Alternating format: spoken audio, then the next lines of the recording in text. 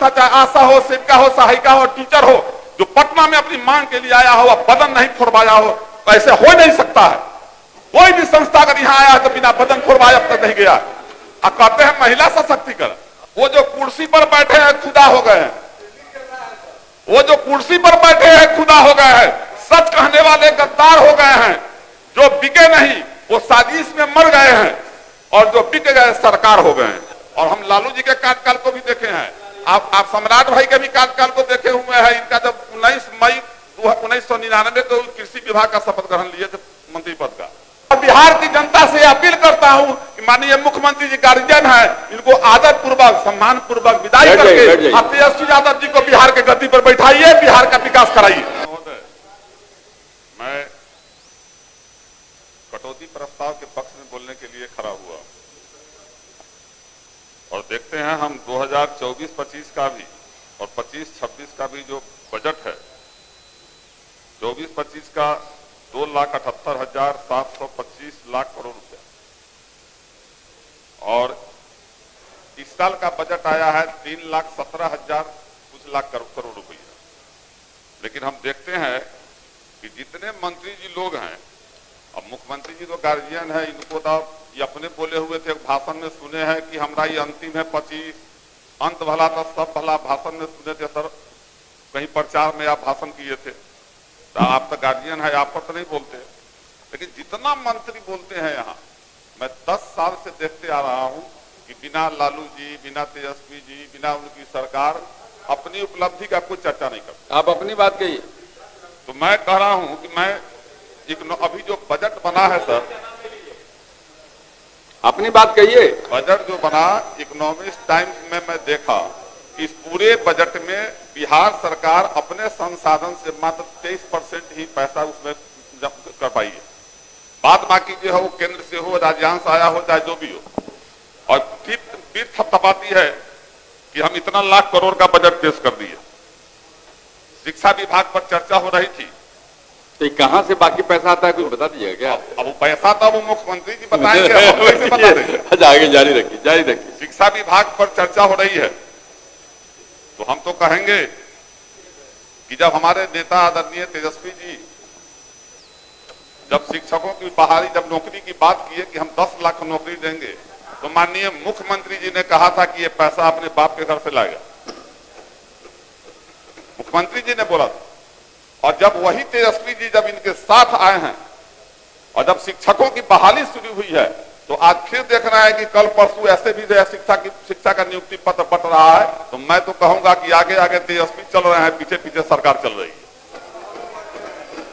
आखिर चला शुरू तो कर दिया तेजस्वी यादव ने, बहाली की प्रक्रिया तो शुरू कर दिया, मजबूर कर दिया बिहार के मुख्यमंत्री जी को कि आपको बहाली बिना किए हुए सरकार में नहीं रह सकते, और इन्होंने प्रक्रिया शुरू कर दिया है। मुन्ना जी आप जो कर रहे हैं, ताली बजाने वाले भी लोग नहीं आपके, अब नहीं है तो आप है ना, बोलिए। अध्यक्ष महोदय, अभी जो बीपीएससी से जो नियोजित शिक्षक जो बीपीएससी से पास आउट हुए हैं, जो 10 साल 15 साल तक स्कूलों में जो है अपना योगदान दिए, आज दूसरे स्कूल में भेज दिया गया है, उनको वरीयता का लाभ, जो 15 साल पहले काम कर रहे हैं स्कूल में, उनको वरीयता का लाभ नहीं दिया जा रहा है।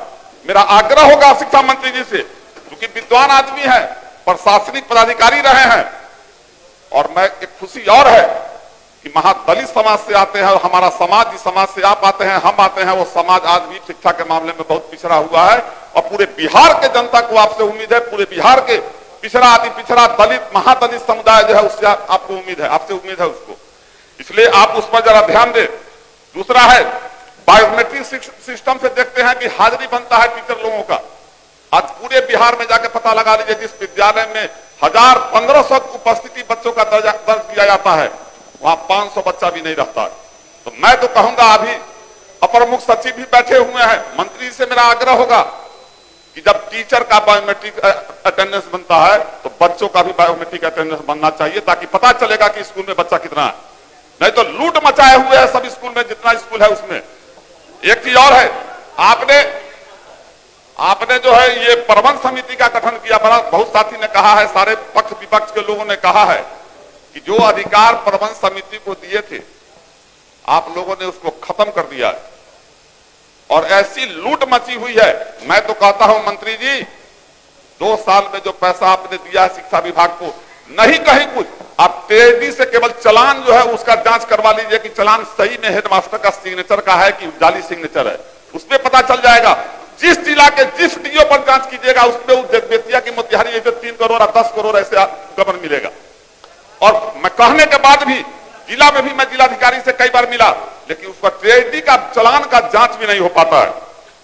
सरकारी विद्यालय में आपने उसको कहा कि जो उस पोषण क्षेत्र का है अध्यक्ष महोदय, जो बच्चा जिस पोषण क्षेत्र का है उसी पोषण क्षेत्र में पढ़ेगा। और प्राइवेट वाले का कोई लिमिट नहीं है, वो पटना से गया ले जाए, गया से पटना ले जाए, उसका कोई लिमिट नहीं है। और दूसरी बात है कि जो बच्चा 10 पास करता है, अगर कॉलेज में पढ़ना चाहता है तो रजिस्ट्रेशन करवाता है तो जिला तय करती है कि वो बच्चा कहां किस कॉलेज में जाएगा। और वैसी स्थिति में जो दूर दराज के ग्रामीण इलाके के बच्चे हैं, हम लोग को कठिनाई झेलना पड़ता है। दूर दराज के जो ग्रामीण इलाके के बच्चे हैं शहर में रह नहीं पाते और वो पढ़ाई इंटर में जाने के लिए पढ़ाई छोड़ देते हैं, कॉलेज का पढ़ाई छोड़ देते हैं। तो मैं तो आग्रह करूंगा कि जो रजिस्ट्रेशन बच्चा करवाता है, जहां सुविधा मिलता है, जहां सीट मिलती है, वहां उसका एडमिशन हो जाए। अभी जो देखो देखे हैं कि स्मार्ट क्लास बड़ा सब हाई स्कूल में हम लोग बड़ा फीता काटे थे, स्मार्ट क्लास बना, एक भी स्मार्ट क्लास सुचारू रूप से नहीं चल रहा है, उसको चलाने वाला टेक्नीशियन नहीं, जो उसमें टीचर है उसको पता नहीं है कि स्मार्ट क्लास हम कैसे चलाएंगे। अब इसके लिए ढुढुरा पीटना, बहुत ऐसा विद्यालय है जहां उच्च विद्यालय से 10+2 हो गया, अभी तक तो उच्च विद्यालय का बिल्डिंग नहीं बना है, 10+2 के बच्चे कहां एडमिशन लेंगे। और इतना विषमता है सर। एक भी देखें अभी बजट में तो सब चीज है कि सरकार 20 साल में सर हर साल 10 लाख नौजवान, 10 लाख से अधिक नौजवान हमारा पलायन करता है बिहार से। देश में सबसे ज्यादा पलायन करने वाले की संख्या अगर है तो बिहार से है, सबसे ज्यादा बेरोजगार है तो बिहार से है, और सबसे ज्यादा नौजवान भी बिहार से है। और ऐसी स्थिति में सरकार कहती है कि हम विकास कर रहे हैं। तो मेरा एक छोटा सा एगो कहावत है कि डिग्रियां लेकर घूम रहे हैं, नौकरी का पता नहीं, डिग्रियां लेकर घूम रहे हैं, नौकरी का पता नहीं, सपनों के शहर में हकीकत का पता नहीं। वो कहते हैं आत्मनिर्भर बनो, पर रोजगार कहां है इसका कोई पता नहीं। यही स्थिति है, कहां है रोजगार। मुख्यमंत्री जी फिर कहा है कि इतना लाख रोजगार देंगे, और दूसरी तरफ जो है रोजगार छीना जा रहा है। अभी जो अभी ग्रामीण कार्य विभाग के नहीं है, ग्लोबल टेंडर करा दिया, एक नहीं ग्रामीण कार्य विभाग आज है उसका भी। और उसमें क्या होता है सर कि आप 1 लाख 2 लाख क्या होता है कि हाँ क्लास 1 क्लास 2 का रजिस्ट्रेशन कर दिए, और अभी ग्लोबल टेंडर करा करके केवल पूंजीपतियों जो बड़े बड़े लोग हैं उसके हाथ में टेंडर दिया गया है। 20,000 से ऊपर आदमी जो है अभी बेरोजगार हो रहा है। एक तो रोजगार वो भी है, पढ़ लीजिए। अब वैसे वैसे रोजगार छीना जा रहा है। बिहार की सरकार कहती है सबका साथ सबका विकास, तो जनता है बेहाल और पदाधिकारी है मालामाल। मुझको जो जानकारी मिली है सर, 2005 की चर्चा होती है, 2005 में प्रति व्यक्ति कर 5,000 रुपए से कम था बिहार में, और आज जो है सर लाख पार कर गया। विकास कहां गया। देश में 23 करोड़ से 80 करोड़ चला गया भुखमरी, कहते हैं देश में विकास हो गया। बिहार में कर्जा प्रति व्यक्ति आय बढ़ गया, कहते हैं बिहार में विकास हो गया। तो ऐसी आंकड़ा हमको लगता है कि वो बच्चा में हम लोग थे सर, 3रा 4था में पढ़ते थे, देखो 22 को पला आता था और बक्सा इतना को ले लेता था। हम लोग 10 पैसा जाके ले आते थे घरे से, माए उससे मांग करके, और उसको देते थे तो मुंह लगा के दिखाता था, देखो ये लखनऊ का, देखो भूल भुलैया, दिल्ली का कुतुब मीनार देखो, हेमा मालिनी के देखो, तो धर्मेंद्र के देखो। हम लोग खूब खुश जाते थे, सब देख लीजिए। तो इस सरकार जो है 22 को पूरे बिहार को दिखा रही है सरकार, अध्यक्ष महोदय, कहीं से कोई हकीकत नहीं है। तो 22 को दिखाना ये लोग बंद करे। NHI ये 2005 का सर, NHI के अनुसार बिहार राष्ट्रीय औसत 6% में, बिहार जो पूरे देश का जो है राष्ट्रीय औसत तो वो दिया गया था 6%, उसमें 5.4% जो है 2005 में था बिहार। इतने पथ निर्माण होने, इतना विकास हुआ, देश में भी पैसा आया, टैक्स बढ़ा, आम आदमी से ही पैसा लिया गया, पूंजी बढ़ा, देश आत्मनिर्भर होते गया और वैसी परिस्थिति में यह घट करके आज के डेट में 3.8% हो गया। इसे लगता है कि बिहार राष्ट्रीय औसत में भी सड़क निर्माण में भी पीछे। अध्यक्ष महोदय, स्ट्रीट लाइट का वो पंचायती राज के मंत्री नहीं है, अभी स्ट्रीट लाइट का एक मामला आया है, वो कौन कंपनी है उसको लोग यहीं से फिक्स करके भेज देता है, अब पैसा भेजता है कहां? मुखिया जी के हाथ में, मुखिया जी के खाता में, और जिला से दबाव बना करके स्ट्रीट लाइट का पैसा जो है मुखिया जी से चेक जो है एजेंसी को दिया जाता है और 1 महीना से ज्यादा वो लाइट नहीं चलता है। जब हम लोग कंप्लेन करते हैं जिलाधिकारी को तब जाकर लाइट बदलता है और जो लाइट 5,000 6,000 में मार्केट में मिलता है वो 30,000 से ऊपर का बिल बनाता है। लूट मचा दिए हुए पूरे बिहार में प्राइवेट एजेंसियों को दे दे करके लोग। और एक चीज और है, कृषि का बजट अब पंचायती राज में देखते हैं, अभी भाई एगो बोल रहे थे मुखिया जी के पैसा बढ़ गया, समिति के पैसा बढ़ गया, वार्ड मेंबर का पैसा बढ़ गया, बड़ी अच्छी बात है, बढ़ना भी चाहिए। जिला परिषद का नहीं बढ़ा क्या? जिला परिषद पंचायती राज में नहीं आता? जिला परिषद का पैसा भी बढ़ना चाहिए। मुखिया का बढ़ा, अच्छी बात है, समिति का बढ़ा, जिला परिषद का भी पैसा बढ़ना चाहिए। और कृषि के क्षेत्र में देखते हैं कि 1.16% जो है बजट का है केवल, जबकि 70% से अधिक आबादी कृषि पर है। हमारे किसान देश के बेहाल हैं और उसके बाद भी उनके सुविधा का ख्याल नहीं रखा गया।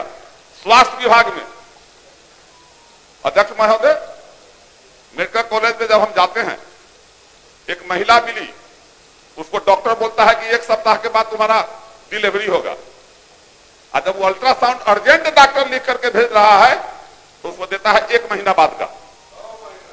1 महीना बाद का मतलब डिलीवरी हो जाएगा तब वो जाकर के अल्ट्रासाउंड कराएगी। व्यवस्था नहीं है वहां जाकर के पता लगा लीजिए।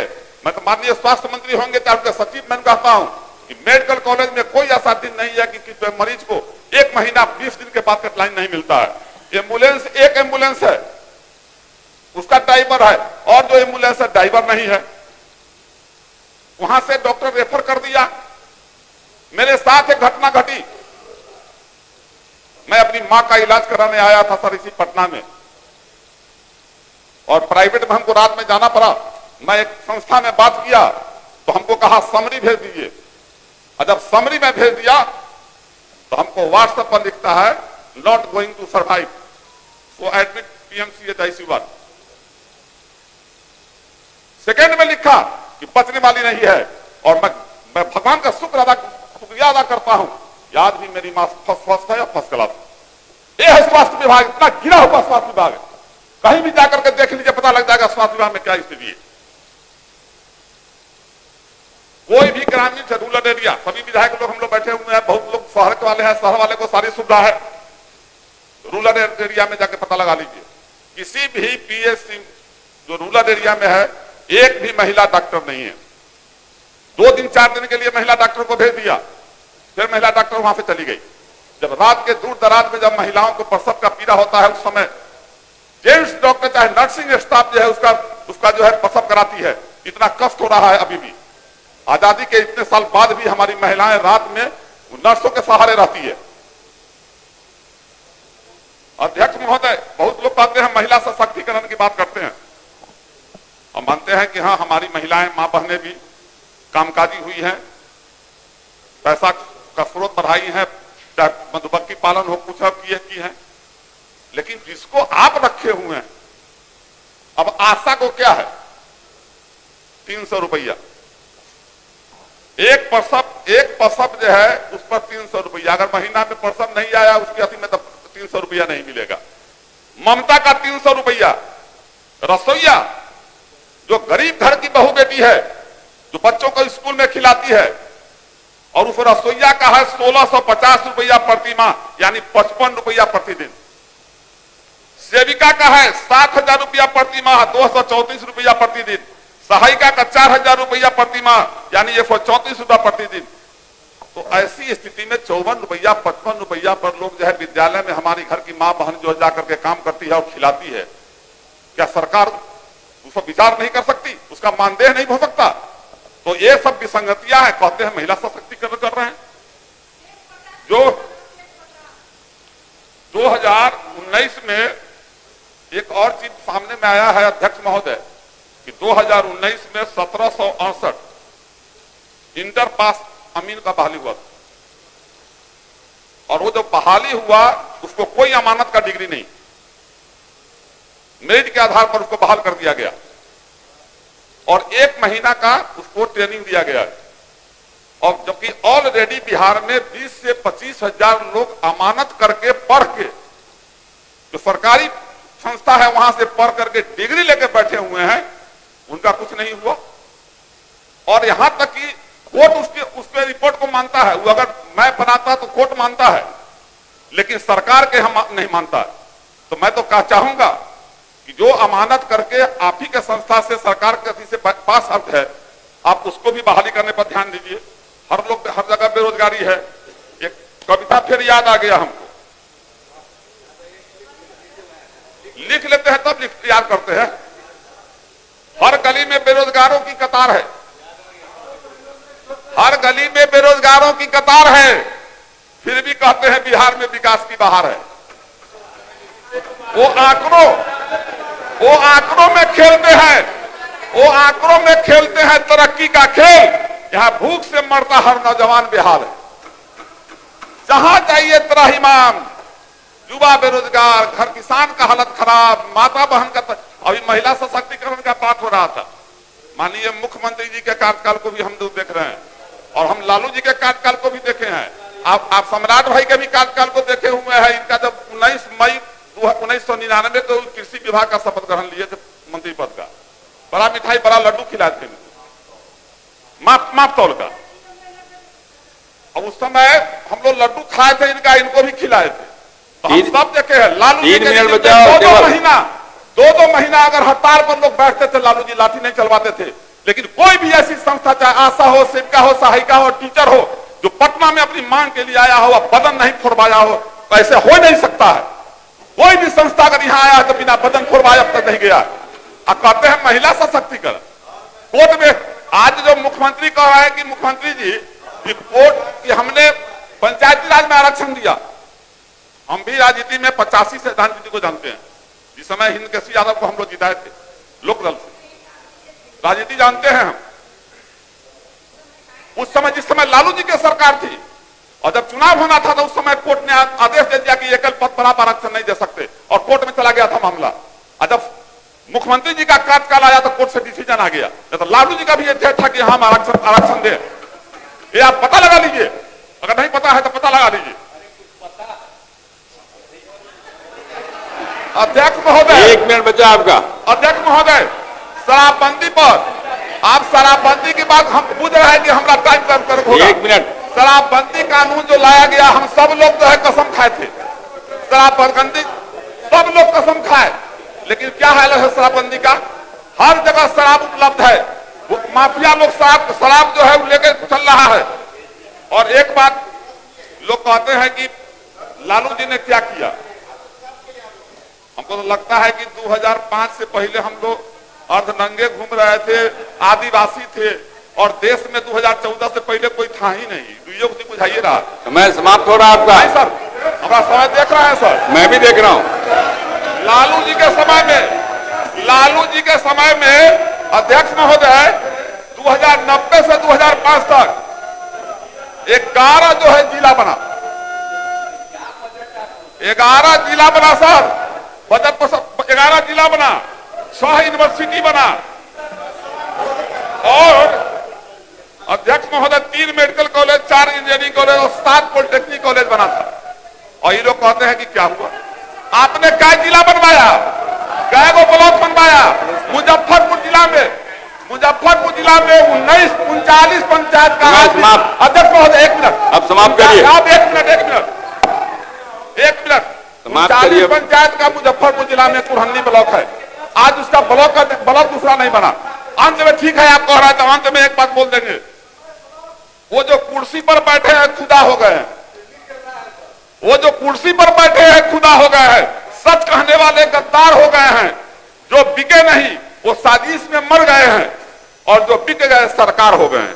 एक बात कह करके एक बात मेरी भी सुन लीजिए। और बिहार की जनता से अपील करता हूं कि माननीय मुख्यमंत्री जी गार्जियन है, इनको आदर पूर्वक सम्मान पूर्वक विदाई बैठ करके जाइए। आप तेजस्वी यादव जी को बिहार के गद्दी पर बैठाइए, बिहार का विकास कराइए। एक बात राजीव जी, एक मिनट साथ रहिए। राजीव जी एक बात मेरी भी याद रखिए, किसी ने बहुत अच्छा कहा है, नाराजगी कभी भी इतनी लंबी नहीं होनी चाहिए कि इंसान गुजर जाए और नाराजगी रह जाए। इसका ध्यान रखा करिए। माननीय सदस्य मिथिलेश कुमार।